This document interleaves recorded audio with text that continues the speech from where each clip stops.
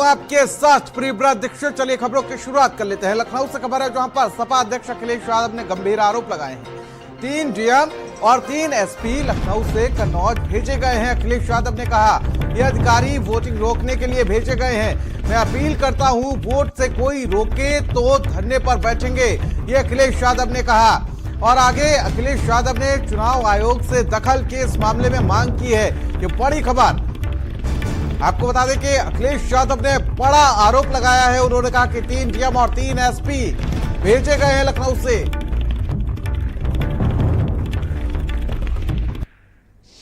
कहूंगा मुझे जानकारी मिली है कि 3 डीएम 3 एसपीओ को लखनऊ से मुख्यमंत्री कार्यालय से निर्देश गए हैं कि जो समाजवादी पार्टी का कार्यकर्ता बूथ तक न पहुंच पाए, मैं अपने कार्यकर्ताओं से अपील करता हूं और साथ में चुनाव आयोग को भी अपील करता हूं कि चुनाव आयोग ये देखे कि सब वोट डालने जाएं, और अपने कार्यकर्ताओं से अपील करूंगा कि कोई भी रास्ता अपनाए और वोट डाल के आए। तो देखिए, कहीं ना कहीं बड़ा आरोप आज अखिलेश यादव ने लगाया है। उन्होंने कहा कि 3 डीएम और 3 एसपी भेजे गए हैं लखनऊ से कन्नौज में चुनाव में दखल करने के लिए, और समाजवादी पार्टी के कार्यकर्ताओं को, वोटर्स को रोकने के लिए कन्नौज में एक फोर्स लगाई गई है। और साथ ही साथ उन्होंने चुनाव आयोग से भी दखल की मांग की है इस मामले में। तो देखिए, कहीं ना कहीं ये बड़े गंभीर आरोप लगाए गए हैं अखिलेश यादव की तरफ से। और अखिलेश यादव ने कहा कि 3 डीएम और 3 एसपी भेजे गए हैं। साथ ही साथ उन्होंने कहा कि अगर वोट डालने नहीं दिया गया तो कहीं ना कहीं धरना दिया जाएगा। और सीमाब नकवी हमारे सहयोगी हमारे साथ लाइव जुड़ चुके हैं। सीमाब, देखिए, कहीं ना कहीं बड़े आरोप जो हैं वो अखिलेश यादव की तरफ से गढ़े गए हैं आज।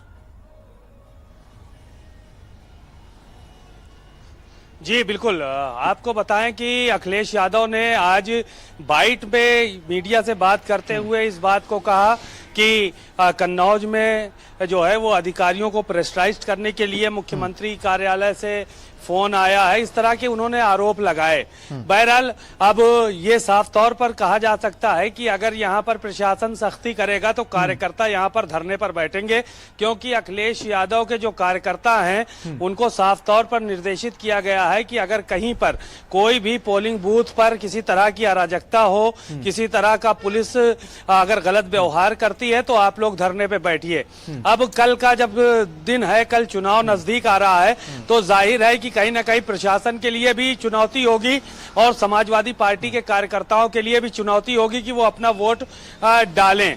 हालांकि जितने भी लोग हैं, चाहे वो मुख्यमंत्री हैं, निर्वाचन आयोग के अधिकारी हैं, सीजेआई हैं, प्रधानमंत्री हैं, राष्ट्रपति हैं, सबका यही संदेश है कि मतदान प्रतिशत बढ़े और ज्यादा से ज्यादा वोट पड़े। बहरहाल ये अखिलेश यादव के जो आरोप हैं उनको लेकर तमाम तरह की बातें हो रही हैं और इस बात की आशंका जताई जा रही है कि अगर पुलिस किसी तरह से प्रेशराइज करती है या कोई बात करती है तो यहाँ पर तमाम चीजें जो है वो देखने को मिलेंगी। साथ ही साथ अगर बात की जाए तो जिन 13 सीटों पर कल मतदान है सीमा, उसमें से सबसे ज्यादा हॉट सीट है कन्नौज, क्योंकि यहां से समाजवादी पार्टी के राष्ट्रीय अध्यक्ष अखिलेश यादव खुद चुनावी मैदान में है और ये गढ़ भी कहा जाता है समाजवादी पार्टी का। यही सीट है जहां से कभी राम मनोहर लोहिया जो है वो पहुंचे थे सांसद।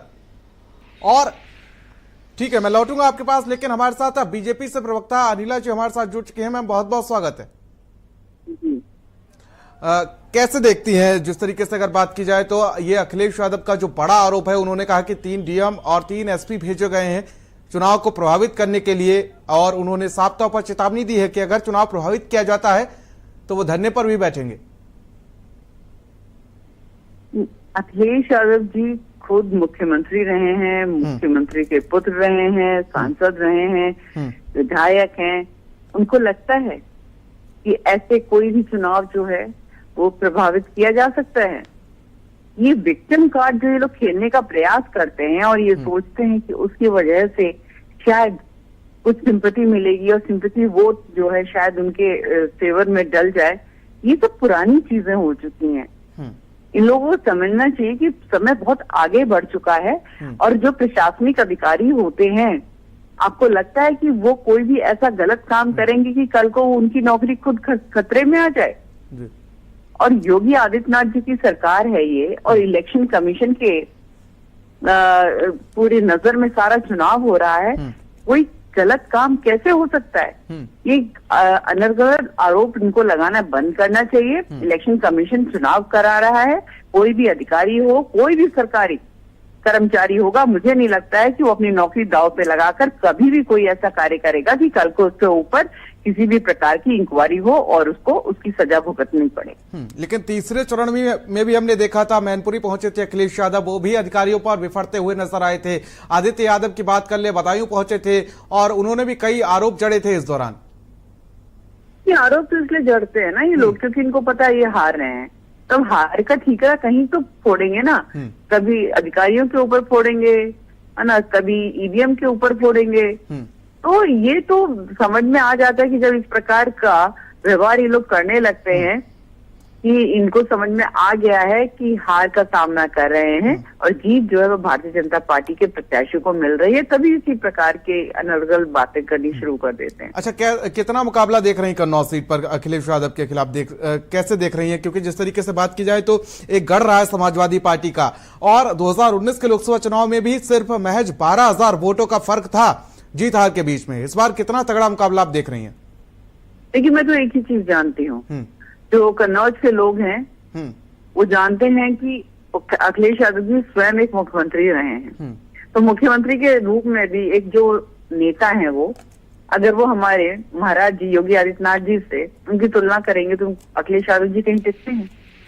ठीक है, भारतीय जनता पार्टी के जो प्रत्याशी, मैं आऊंगा आपके पास, लेकिन हमारे साथ दीपक रंजन जी समाजवादी पार्टी से प्रवक्ता है।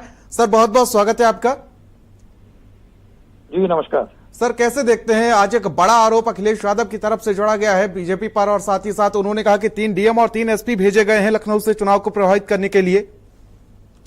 देखिए, भारतीय जनता पार्टी देवव्रत जी जो है ये श्रम दाम दंड वेद किसी भी तरीके से कन्नौज का चुनाव जो है जीतना चाहती है, लेकिन वो अपने मंसूबे में जो है वो कामयाब नहीं होने जा रही, क्योंकि कन्नौज जो है, कन्नौज की धरती जो है श्रद्धेय लोहिया जी की कर्मभूमि धर्मभूमि रही है, सिद्धे नेता जी की कर्मभूमि रही है, आदरणीय अखिलेश यादव जी की कर्मभूमि रही है, डिम्बर यादव जी वहां से चुनाव जीती। हाँ, सही कि 2019 में हम बहुत चंद वोटों से समाजवादी पार्टी वहां से चुनाव हारी थी, लेकिन आज की तारीख में वहां पे समाजवादी पार्टी के लिए वहां की देवतुल्य महाजनता कन्नौज की वो एकजुट और एक। लेकिन अनिला जी तो कह रही है कि कहीं ना कहीं हताशा और निराशा है अखिलेश यादव की, जो इस तरीके की बयानबाजी कर रहे हैं। हताशा निराशा किसको है? ये सुब्रतो पाठक जी जो वहाँ से वर्तमान के सांसद हैं और केंद्र से लेकर के प्रदेश में आज उनकी सरकार है, उनको अपने सरकार पर ही विश्वास और भरोसा नहीं है। वो कह रहे अरे भाई अगर कोई अराजकता तो वहाँ पे आ रहा है। ठीक है, अनिला जी, अनिला जी क्या कुछ कहना चाहेंगी? सरकार तो आपकी है ना अनिला जी? इनके कहने से कुछ नहीं होता है। हाँ। उत्तर प्रदेश में योगी, केंद्र में मोदी, डबल इंजन की सरकार, लोग अच्छी तरीके से जानते हैं। लोगों ने देखा है अखिलेश यादव जी जब मुख्यमंत्री थे उत्तर प्रदेश के, तब उनका प्रशासन किस प्रकार से चला था और अब योगी जी का प्रशासन किस प्रकार से चल रहा है। तो क्या आपको लगता है जो सुब्रतो पाठक जी हैं वो एक न एक तरीके से भाई रिप्रेजेंटेटिव है भारतीय जनता पार्टी के डबल इंजन की सरकार, कन्नौज की जनता डबल इंजन की सरकार को जिताएगी? ठीक है, दीपक जी क्या लगता है जिस तरीके से कितनी टक्कर देखते हैं वहां पर सुब्रत पाठक के बीच में और अखिलेश यादव के बीच में? क्योंकि अगर देखा जाए 2019 का आंकड़ा बहुत ही कम था और इस बार अखिलेश यादव खुद मैदान में है। अनिला जी कह रहे हैं कि कोई टक्कर नहीं है, सिर्फ हताशा और निराशा वहां पर अखिलेश यादव के हाथ लगती हुई नजर आ रही है। देखिए देवव्रत जी, बिल्कुल आदरणीय अनिला सिंह जी ने बिल्कुल सही कहा कि न दीपक जी के कहने से कुछ होगा, ना अनिला जी के कहने से कुछ होगा, लेकिन जो वहाँ की जनता जो है अखिलेश यादव जी के लिए पुकार रही है, वहाँ जनता जो है चाहती है कि अखिलेश यादव जी यहाँ से सांसद बने फिर से। लेकिन आप तो टिकट ही नहीं डिसाइड कर पा रहे थे कि भाई कौन लड़ेगा।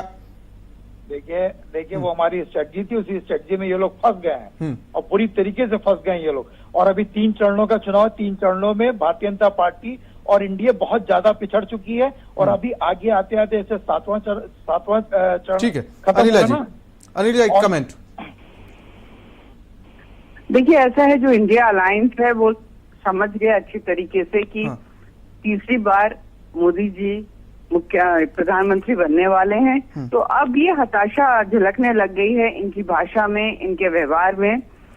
मैं तो कहूंगी कि ठीक ठीक है, ज्यादा से ज्यादा क्या होगा, इस बार इन्होंने अखिलेश जी को उतार दिया है ठीक है, मैदान में। कल जनता जनादेश दे देगी और 4 जून को नतीजे भी आ जाएंगे। आप सभी का बहुत बहुत शुक्रिया। हमारे साथ सीमा अब हमारे सहयोगी हमारे साथ लगातार बने हुए हैं।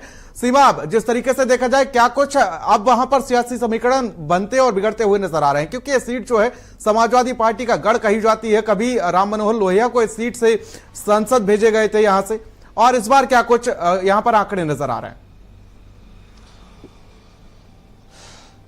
देखिए, यहाँ से राम मनोहर लोहिया भी सांसद रहे हैं, अखिलेश यादव भी सांसद रहे हैं, डिंपल यादव भी रही हैं सांसद यहाँ से। 2019 का चुनाव हुआ जब सुब्रत पाठक यहाँ से चुनाव जीते। बहरहाल अखिलेश यादव इस बार खुद चुनावी मैदान में हैं और पूरे कार्यकर्ता नेता सब पूरी ताकत यहाँ पर झोंके हुए थे। कल चुनाव प्रचार का अंतिम दिन था, चुनाव प्रचार थम गया। इस दौरान तमाम आरोप और प्रत्यारोप लगाए गए, जैसे कि आज ही अखिलेश यादव ने आरोप लगाए हैं कि जो अधिकारी हैं उनको यहाँ पर चुनाव प्रभावित करने के लिए भेजा गया है और वोट जो है वो डालने से रोकने के लिए भेजा गया है। जो अखिलेश यादव का वोट है उसको बूथ को प्रभावित करने के लिए भेजा गया है। तो इस तरह के आरोप लगाए गए हैं। प्रशासन कितनी निष्पक्षता के साथ चुनाव कराता है ये तो आने वाले वक्त में पता चलेगा, यानी कल पता चलेगा कि अखिलेश यादव के जो आरोप थे वो सही है या गलत है। इसी तरह से सुब्रत पाठक ने भी आरोप लगाए थे कि यहाँ पर कुछ विशेष समुदाय के लोग जो है वो आतंकवादी गतिविधियों को अंजाम देने के लिए यहाँ पर आए हुए हैं। तो ये सारी की सारी बातें आरोप और प्रत्यारोप का दौर चला। बहरहाल आने वाले वक्त में पता चल जाएगा किसके आरोप सही थे, किसके गलत थे। कल चुनाव है और चुनाव के दौरान ये साफ हो जाए।